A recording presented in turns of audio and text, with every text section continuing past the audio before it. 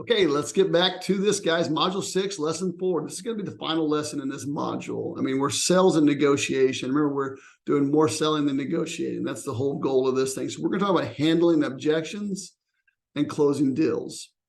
You're going to find that you're going to have many people object to what you're trying to sell them, especially if it's a higher priced item. We've been to many clients' homes over the years. We were selling something that may cost $10,000, $20,000, $30,000, depending on what kind of service you're offering. Even if you're offering $100 service, maybe they're going to have an objection to, oh my God, $100, that's just crazy. So people are going to always have some kind of objection. So one of the key things that I have found that eliminates objections is this, is make sure you provided them all the information they need to make a good buying decision. Make sure you've answered every one of their questions. Make sure you've given them every opportunity in every way possibly to pay for the services you're going to provide. These are going to be the ways to make sure you eliminate the objections and increase the perceived value of the service or product you're selling. And that will minimize objections to almost zero. I have found it so easy to walk into a client's house, walk into a client's business and sell them a high ticket service because I provided them with everything they needed. I answered all their questions. I showed them the value. I put the value at a very high perceived value. So it's like they're buying a Mercedes versus buying a Hyundai. This way, when we're trying to sell them something, we want to make sure that we've eliminated those objections, because there's going to be tons of objections you're going to have over the course of your business. You're going to learn new things. You're going to hear new things. But every time you get an objection, you need to write it down and then ask yourself, why did they object to what I'm saying? Because what you don't want to do is just walk away just because they say, well, yeah, I think I'm just going to think about it. Well, Miss Jones, what is there to think about? I'm here at your house and I know you need to get this work done. So what is there to think about? Have I not answered some of your questions? You put them on the spot. Now they're going to answer the question. Well, I'm just really not sure about the price. Well, okay, great. So what is it about the price that you're not unsure of? Do you feel like it's too much for you? Is it something you just can't afford to pay all that out at once? Or what is the challenge that you have right here? Well, I think maybe it just seems like a lot of money. Okay, so did I explain to you the value of what you're getting for what you're going to pay for? Did I also tell you about the great financing options that we have for our services as well? So as you want, it's a higher ticket option. You want to make sure you provide them with options financially so they can pay for this over time. I have bought many things, even though I could have paid cash for them, through financing, like let's say an HVAC system, because it was same as cash, interest free. So it was a simple thing for me to want to buy that way versus spending my cash.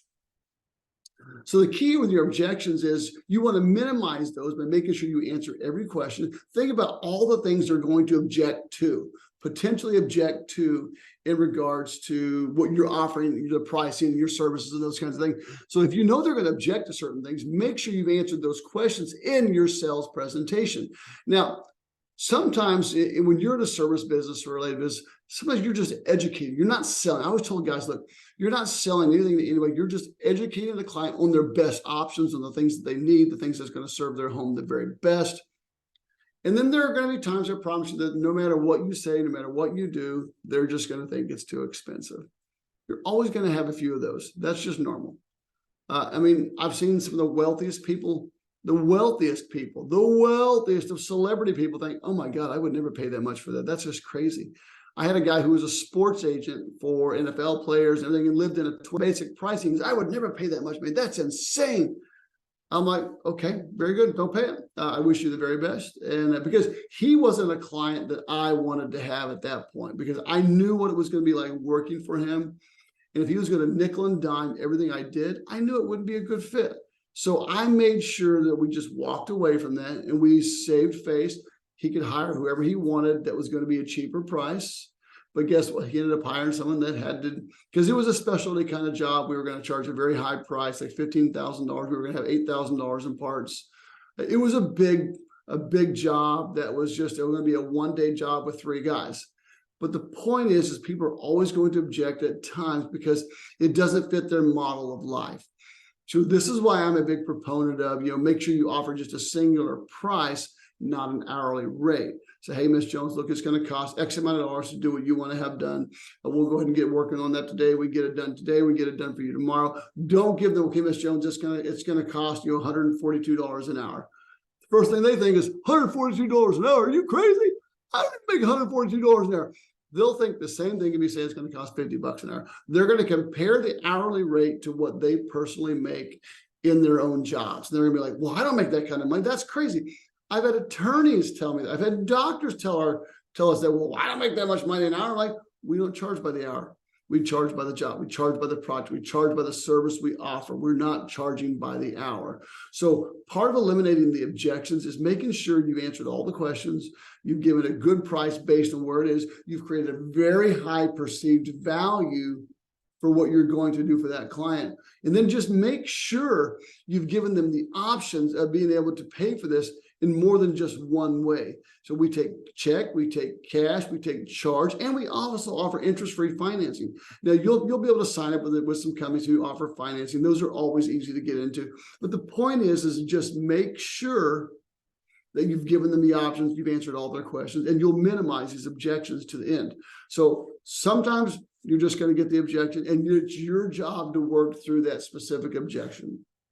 But remember, write it down and write down everything that you think they might object to what you're about to offer them as far as a service, long before you ever get there to that house. And you'll create a list of objections that you know you're going to face, and then we can go through those together with you, your objections that you face on a regular basis. We can do that on one of the group coaching calls. So once again, how to handle objections and minimize those and close these deals. That's going to be the key thing here. So follow through, do the work, and I can't wait to see you in the next lesson. Thanks, guys, so much for watching. I can't wait to see you.